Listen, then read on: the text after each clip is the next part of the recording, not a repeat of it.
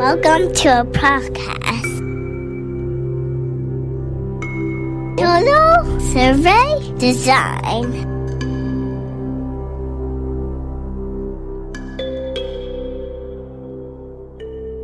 Hello everyone, welcome back to the Total Survey Design podcast.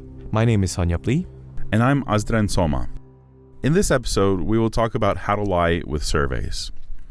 The inspiration for this episode came from reading the book How to Lie with Maps, which is a book by Marc Montagnier that shows us how maps can be misleading. Similarly, it is important to acknowledge how data collected through surveys can lead us astray. So, in this episode, we will spend some time covering various problems that emerge from surveys. This won't be an exhaustive list of problems, which is why this is only part one of how to lie with surveys, but it is meant to give you a peek into some of the frequent errors we encounter with surveys, which skew data either by accident or on purpose. We will return to this series of episodes in the future because we know that there is so much more to cover when it comes to this topic. There's an extreme analogy for this situation. Garbage in, garbage out. If the surveys are designed poorly or conducted poorly, whatever conclusions are derived from the surveys, they will be flawed, if not totally inaccurate. Maybe surveys are intentionally designed poorly to lie through them, but it takes a lot of skill to lie through surveys. More likely than not, people lie through surveys not because they intended to lie, but because they don't know any better. One of the biggest problems is that people think creating a survey is just something we can do intuitively. Just like writing an email. And anyone can do it. But there is a lot of science backing the art of survey design. And this is where we come in. The first way that surveys lie is through the mismatch between the goals of the survey and what it actually measures.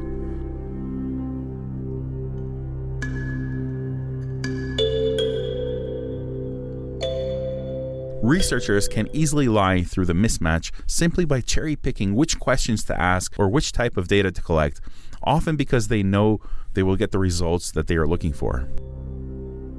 A thought-provoking example of bad survey design comes from Jonathan Haidt's recently published book, The Anxious Generation.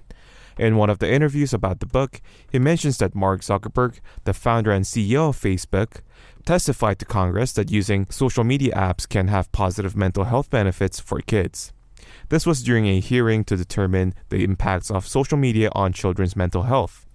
Zuckerberg testified based on findings from a study commissioned by Facebook and run by Frances Haugen. She surveyed kids and asked, "How does social media make you feel?" Kids often say more positive things about social media than negative ones. Kids say that using social media often makes them feel good. However, this is different than determining the mental health outcomes of children using social media.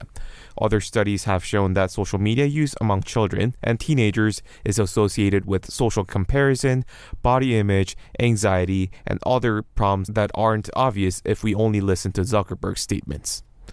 What makes someone feel better doesn't always mean that there are mental health benefits. To the contrary, a lot of things that make us feel better at one moment may have negative health outcomes. A lot of addicting things in life, like smoking, drugs, gambling, binge eating, you ask a person how it makes them feel while doing the activity, and they will probably say that it makes them feel good. But there is a mismatch between measuring the health impact of an activity, even just the mental health impact, by just asking how one feels while doing the activity. Another way a survey can be used to lie is by having a bad questionnaire, either one that is too long with many irrelevant questions or by writing bad questions.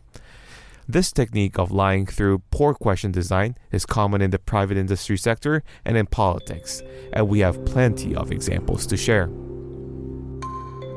In one example of a survey that was shared on an authorized website of the GOP headquarters, they asked, "Are you against the Biden administration's unconstitutional attack on our freedoms through the vaccine mandate?" Now, before we get into the response options, let's examine the numerous issues with the way this question is formulated. First of all, the question is leading. By asking, "Are you against something?" you are saying that the expected response should be against something. An honest survey, on the other hand, would instead say, "Are you for or against something?" In essence, communicating to the respondent that both support and opposition are acceptable responses. Second, there's a social desirability bias associated with opposing something that is unconstitutional. If a question asks about a respondent's views on vaccine mandates, you don't have to include your interpretation of whether it is unconstitutional or not. That's up to the respondent to determine. And third, this is a double-barreled question. It asks about an attack on freedom and on the vaccine mandate itself. Looking beyond just the formulation of the question itself, the response options are also very problematic. There are two response options. Yes, I stand for freedom, and no, I support tyranny. Again, these response options have many of the problems that we saw with the question itself. The options are leading, and they are double-barreled. I mean, who doesn't stand for freedom? And who would answer that they support tyranny? So this pollster distributes this survey. They're probably using it to collect contact information on potential donors, and at the end of the day, they would have such skewed data that I couldn't really imagine a legitimate place where these findings would be helpful. But this is just another example of how to lie through surveys. Another example of how to lie through surveys is through poor sampling design. This issue is more about sampling selection and statistical interpretations. As a matter of fact, the first example I want to share doesn't even involve a survey per se, but rather a product rating, which in a way is a form of survey in itself, but illustrates the issues and importance of proper sampling. But imagine that someone you know started selling some clothing that they designed themselves. They set up a store on Amazon, they open social media accounts, and their products have free shipping on orders above $50. Your friend never misses a chance to make a post on a public holiday to share a link to their store.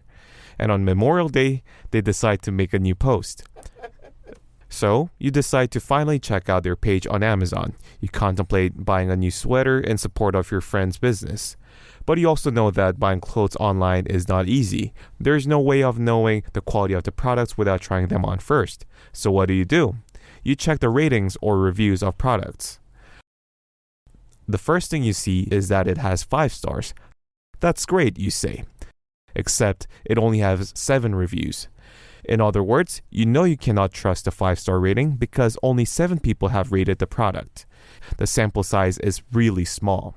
If a clothing product has a couple thousand likes, even if it's rated slightly less, like a 4.7 or a 4.5, you can still be fairly confident that the product is actually good quality. The second problem beyond just a small sample size is a potential problem with the sample selection.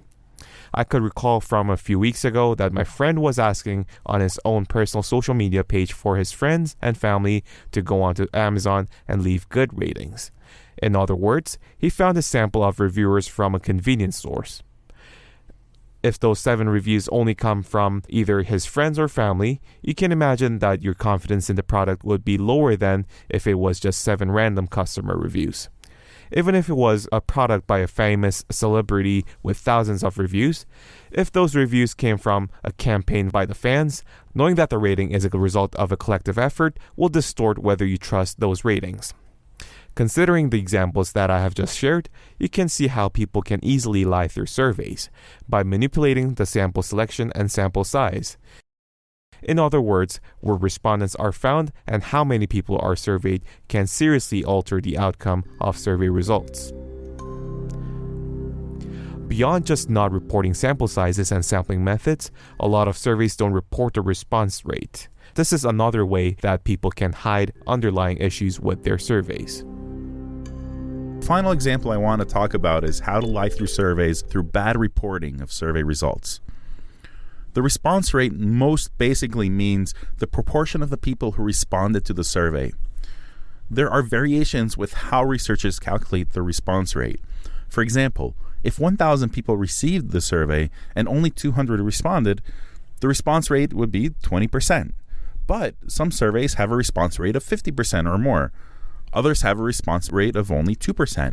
If a survey has a very low response rate, you might get skeptical about the quality of the survey design.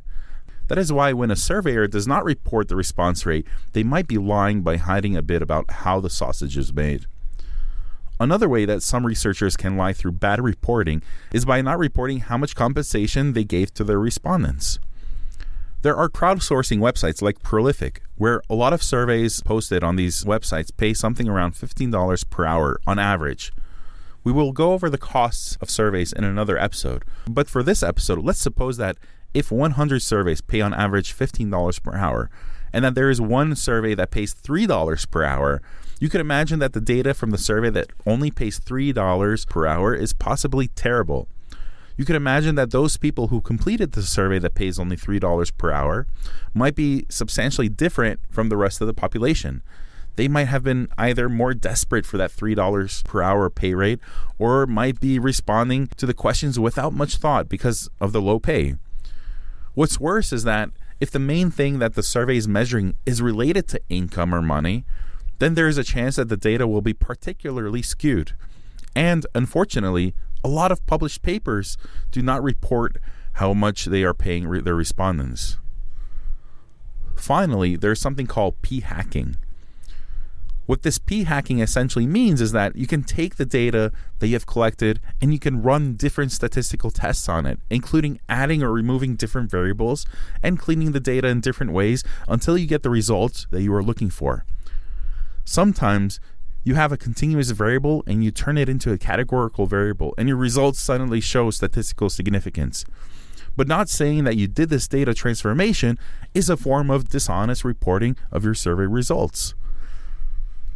In the end, we're saying that being suspicious about survey findings and data is a healthy aspect of understanding survey design and understanding how people can lie through surveys. If you have any questions, comments, or suggestions for future episodes, contact us at totalsurveydesign@gmail.com. Total Survey Design is all one word.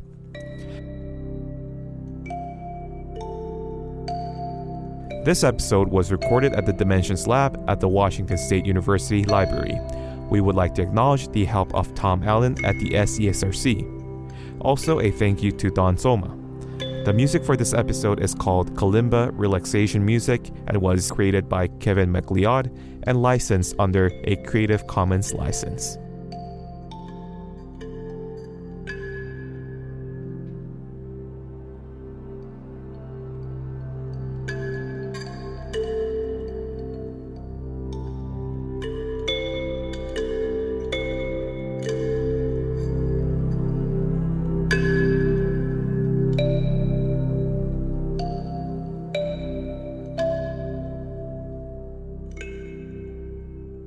Don't forget to subscribe.